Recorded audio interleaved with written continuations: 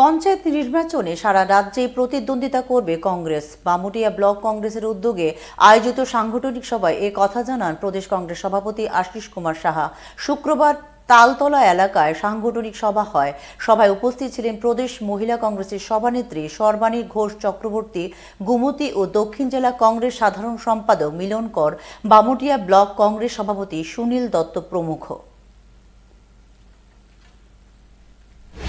Block রাজ্যে এই 7টি ব্লকের ব্লক কমিটি ব্লক নেতৃবৃন্দদের নিয়ে 7টি ব্লকেই আমরা সভা করব। তো ইতিমধ্যে আমরা বেশ কিছু ব্লকের সভা সম্পন্ন করেছি। উত্তর জেলা, দক্ষিণ জেলা, আমাদের সদর জেলার আজকে বামুটিয়ায় আমাদের ব্লক কংগ্রেসের সাংগঠনিক সভা এখানে অনুষ্ঠিত হচ্ছে। সবগুলি ব্লকেই আমাদের দলের তরফ থেকে নির্দেশ প্রদান করা হচ্ছে।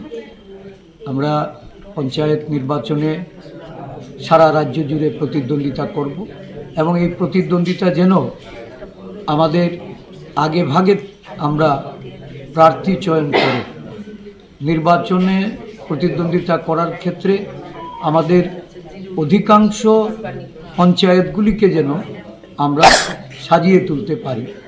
আমাদের মনোনয়নের ব্যাপারে আমাদের নেতৃত্বের তাদের এই নির্বাচনে প্রচারের যে পদক্ষেপগুলি সেগুলিকে ধাপে ধাপে আমরা সংগঠিত করতে চাইছি।